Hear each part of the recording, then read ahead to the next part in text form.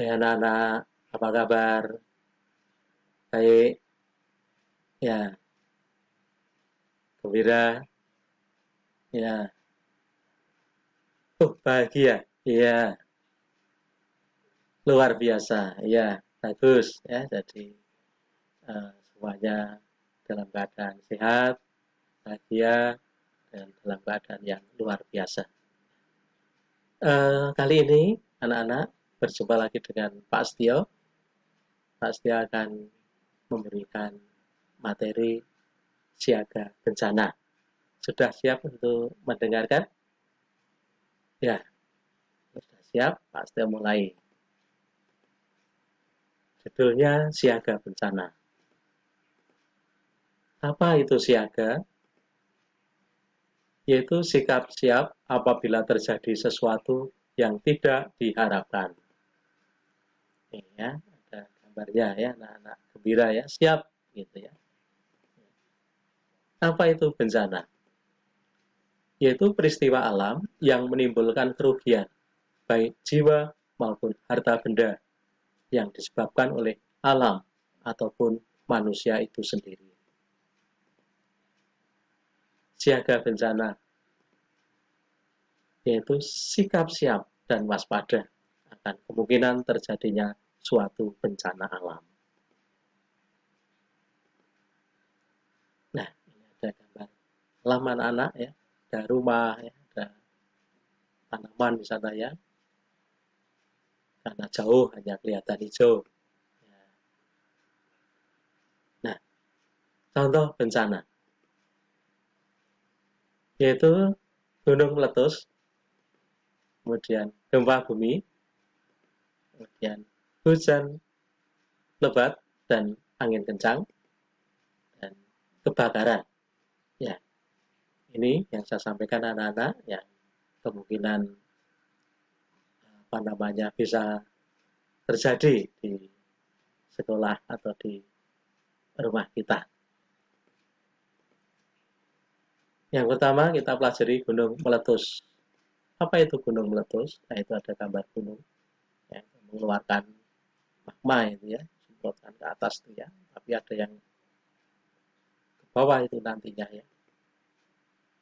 Nih, yaitu peristiwa keluarnya magma dari dalam perut bumi. Itu gunung meletus. Tanda-tanda gunung akan meletus antara lain suhu sekitar gunung panas. Kadang sampai di bawah ya, pemukiman juga udaranya terasa panas ya. Itu adalah tanda-tanda gunung akan meletus. Kemudian gunung mengeluarkan asap tebal. Kemudian banyak binatang turun dari gunung. Ya, kita lanjut. Gempa bumi. Ya, gempa bumi juga bisa saja terjadi. Ya, karena menurut pengalaman ya, sering terjadi ini gempa bumi. Ya. Ya, bagaimana cara menyelamatkan? Itu ada anak yang sedang berlindung di bawah meja. Itu salah satu cara menyelamatkan daripada ancaman gempa bumi. Gempa bumi adalah peristiwa bergesernya lempeng bumi dari dalam tanah. Nah, tanda-tanda akan terjadi gempa itu apa? Yaitu terdapat awan yang berbentuk aneh karena ada gelombang elektromagnetis. Kemudian hewan-hewan berperilaku aneh atau gelisah. Nah, kemudian bencana alam berikutnya hujan lebat dan angin kencang. Yaitu peristiwa turunnya hujan disertai angin yang dapat merusak kawasan atau daerah atau wilayah yang dilalui. Tanda-tanda hujan lebat dan angin kencang antara lain yaitu hujan yang tidak berhenti ya, lama ya, hujannya sangat lebat, kemudian angin yang berhembus sangat kuat, kemudian angin berputar-putar tidak beraturan ya. Kalau ada pohon kemudian dilihat puncak pohonnya itu muter-muter, wah ini jangan-jangan akan terjadi angin kencang. Ini tanda-tandanya. Dan juga pasti terdengar suara gemuruh. Nah, berikutnya ini yang terakhir yang kita pelajari, yang kemungkinan juga bisa terjadi di daerah kita, ya, tempat kita berada. Ini ada gambarnya, ya, petugas pemadam kebakaran sedang mematikan api yang ada di atas rumah. Kebakaran itu apa? Yaitu peristiwa yang terjadi disebabkan oleh api, baik yang disengaja maupun yang tidak disengaja. Tanda-tandanya apa? Bila akan terjadi kebakaran, yaitu adanya asap tebal, adanya bau menyengat. Ya. Bau apa ini ya? Seperti ada yang konslet, tiba-tiba muncul api, terjadilah kebakaran. Ya. Adanya percikan api di instalasi listrik, ini tadi juga saya ceritakan, ya. Konslet, ya, tiba-tiba ada api, terjadilah kebakaran. Nah, penyebabnya itu apa? Yaitu seperti yang saya katakan, adanya konsletting listrik, meledaknya kompor gas, ya. Kemudian suhu udara yang sangat panas, ya. Sehingga benda-benda kena api dikit aja sudah mudah terbakar. Itu penyebabnya. Nah, untuk itu maka kita perlu siaga, ya, terhadap bencana alam. Ya. Ya. Siaga gunung meletus. Apa yang harus kita lakukan? Mengenali kawasan rawan bencana gunung berapi. Daerah-daerah mana ya yang rawan jika ada gunung berapi, gunung meletus. Sehingga kita tidak usah ke tempat itu. Menyepakati titik kumpul. Ya. Bagaimana jika terjadi gunung meletus, kita harus kumpul di mana, kita sepakati supaya nanti bisa langsung berkumpul untuk kemudian menyelamatkan. Ya, mengetahui jalur penyelamatan atau evakuasi. Ya. Kita pelajari tanda-tanda yang ada di tempat kita, di sekolah juga ada. Harus lari kemana jika terjadi bencana, itu kita pelajari supaya tidak salah kita larinya. Menyiapkan masker, tutup kepala, dan jas hujan. Ini untuk persediaan. Kalau memang nanti perlu dipakai, kita pakai. Misalnya ada hujan abu, maka masker bisa kita pakai. Tutup kepala bisa kita pakai.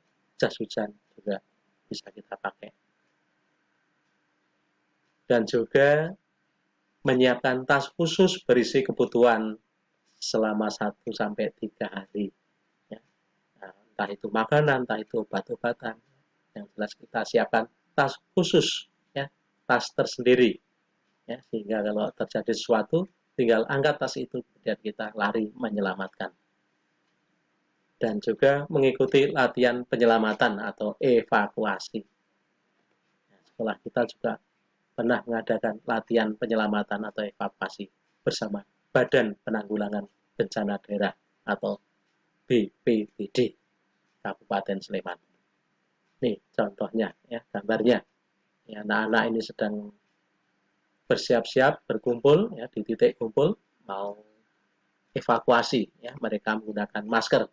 Nih yang di atas pickup juga sudah menggunakan masker, ya, sudah jalan untuk menuju ke barak pengungsian atau ke tempat yang lebih aman. Ya. Nih, semua Bapak Ibu guru ikut latihan untuk penyelamatan diri dan juga penyelamatan anak-anak. Nah, dan juga ada latihan pertolongan pertama, ya, seperti pada gambar itu, ya. Itu ada Pak Guru dengan mitela, ya, sedang diapakan itu, ya, dipakai untuk membalut kepala kelihatannya. Ya. Nah, itu siaga gunung meletus. Sekarang kita pelajari siaga gempa bumi. Apa yang harus kita lakukan? kita harus mengetahui tempat paling aman untuk berlindung, ya. Jangan sampai berlindung di tempat yang membahayakan. Tidak menumpuk barang di atas lemari, ya. Jadi di rumah itu, ya, barang-barang yang ada jangan sampai menumpuk di atas lemari, itu rawan untuk jatuh. Dan jangan bisa jatuh menimpa diri kita. Tidak meletakkan benda-benda yang berat dan mudah pecah di dalam pipet atau lemari bagian atas. Ya, ini supaya tidak mudah roboh dan juga supaya tidak pecah, ya. Kalau barang di atas jatuh kan pecah. Kalau di bawah kan lebih aman.